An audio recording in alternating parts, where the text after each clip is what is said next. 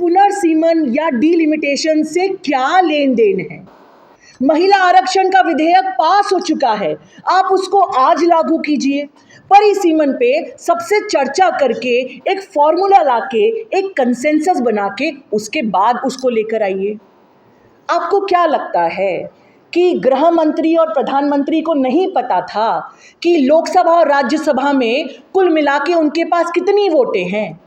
यदि पता था तो फिर ये भी पता था कि ये संवैधानिक संशोधन जो आप लेकर आए स्पेशल सत्र में, आपके पास 2/3 मेजॉरिटी तो नहीं है।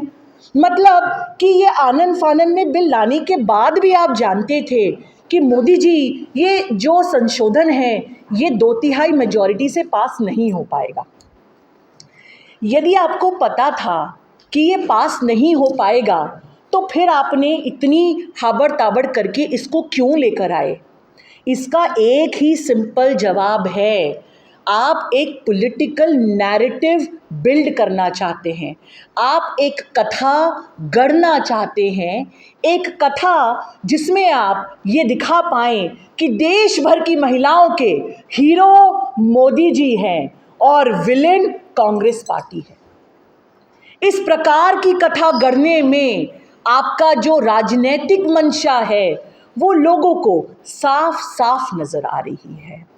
देखिए, मोदी जी को इस बात का तो क्रेडिट मिलना ही चाहिए कि मोदी जी जो हैं वो बहुत अच्छे अदाकार हैं, वो कहानियां गढ़ना जानते हैं, वो काम नहीं करते। जब हमारी खिलाड़ी बेटियां दिल्ली में बैठी होती हैं संसद के बाहर, उनके लिए खड़े नहीं होते। जब हाथरस में रात के अंधेरे में पुलिस एक बच्ची की बॉडी को जला देती है, तब मोदी जी के मुंह से उफ भी नहीं निकलता। जब बिल्किस बानो, जिन्होंने दशकों अपनी लड़ाई कोर्ट में लड़ी और उनके अपराधी जब कोर्ट से छूटते हैं तो ये वही भाजपाई हैं जो उनको माला पहनाते हैं। लेकिन इसके बावजूद भी जब चुनाव आता है तो मोदी जी चाहते हैं कि हम सब ये बात मान लें कि वो महिलाओं के समर्थन है। साथियों, आज इस ऐतिहासिक पल में हम नागपुर महाराष्ट्र में बैठे हैं। आप जानते हैं कि आरएसएस का हेडक्वार्टर नागपुर में है। मेरा एक सीधा सवाल है, यदि आरएसएस और भाजपा महिलाओं का समर्थन करती है तो आज भी कोर आरएसएस के संगठन में महिलाओं के लिए जगह क्यों नहीं? जो आरएसएस आज भी अपने कोर संगठन में महिलाओं को जगह नहीं देती, वो आपको और हमको इस बात के लिए कन्विंस करना चाहती है कि भाजपा अचानक से बहुत महिला प्रेमी हो गई है। और दूसरी ओर देखिए, कांग्रेस को अपना इतिहास बताने की आवश्यकता नहीं। यदि महिला रिजर्वेशन बिल पे ही पास कर दूं तो आप जानते हैं महिला आरक्षण की लड़ाई इस देश की महिलाएं पिछले 3 दशकों से लड़ रही हैं। पहली बार विमेन रिजर्वेशन बिल आया 1996 पार्लियामेंट में, एचडी देवेगौड़ा जी की सरकार में, कांग्रेस ने उसका समर्थन किया, वो बिल पास नहीं हो पाया। 2010 में सोनिया गांधी जी ने अपने बलबूते पर विमेन रिजर्वेशन बिल को राज्यसभा में पास किया, लेकिन उस समय इन्होंने समर्थन नहीं किया, लोकसभा में पास नहीं हो पाया।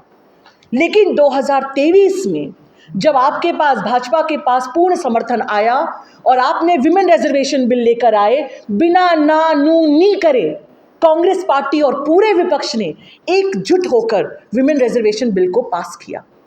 तो सवाल ये है कि जब विमेन रिजर्वेशन बिल, महिला आरक्षण अधिनियम पास हो चुका है तो 543 सीटों में 33% रिजर्वेशन देने के लिए किस चीज़ का इंतज़ार हो रहा है?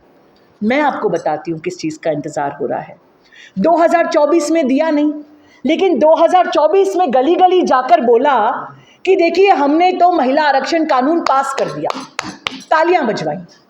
दिया नहीं, केवल उसका वादा दिया।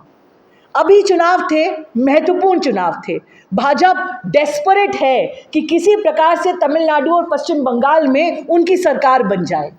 ये पूरा नाटक और नौटंकी करी, फिर से तालियां बजवाई, रोने रोए, क्रोकोडाइल टीयर्स। क्या बोला कि देखिए हम महिलाओं का कितना अच्छा चाहते हैं, हमने तो ये बिल पास करने की बात करी लेकिन कांग्रेस ने पास नहीं होने दिया।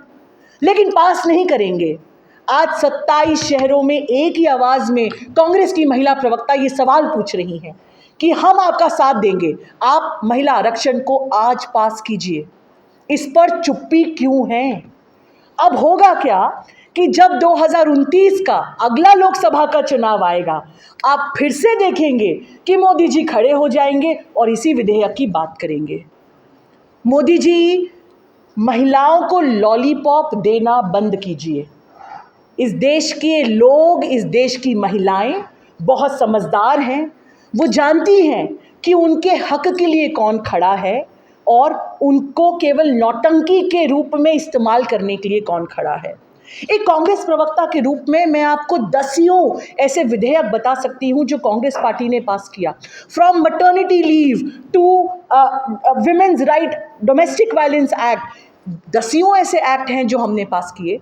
73rd 74th अमेंडमेंट 1993, 15 लाख महिलाओं को नगर पालिका और पंचायत स्तर पर चुनाव लड़ने के लिए रिजर्वेशन राजीव गांधी जी की सरकार ने दिया।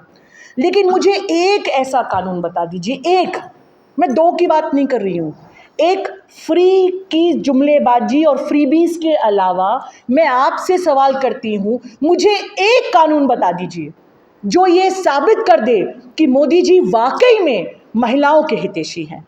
आप एक भी ऐसा बिल ढूंढ नहीं पाएंगे। तो मोदी जी, आपका ये जो नारा है ना कि मेरी मर्जी, मैं चाहे ये करूं, मैं चाहे वो करूं, मेरी मर्जी, मैं आपको बता देना चाहती हूं कि इस देश की महिलाएं काली के समान हैं। उन्होंने बड़े बड़े राक्षसों का सफाया कर दिया। तो मोदी जी, आप और भाजपा की सरकार क्या है? यदि आप वाकई महिला समर्थन करते हैं तो सारी राजनीति को बाजू कीजिए please. And this is my message, do not use women's issues as a political battlefield. महिलाओं के मुद्दे आपके राजनीतिक युद्ध क्षेत्र नहीं हैं। महिलाओं के मुद्दे काफी गंभीर हैं, आधी आबादी के लिए हैं। इस पर राजनीति मत कीजिए।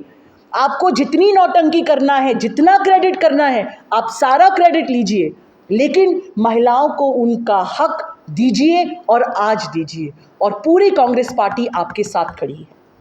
अंत में मैं आप सभी से सिर्फ इतना ही कहना चाहूँगी कि कांग्रेस पार्टी पहले दिन भी महिलाओं के लिए थी, महिला आरक्षण बिल के लिए थी, आज भी खड़ी है और कल भी खड़ी रहेगी। और जब तक हम महिला आरक्षण को लागू नहीं कर देते, तब तक हम शांति से नहीं बैठेंगे।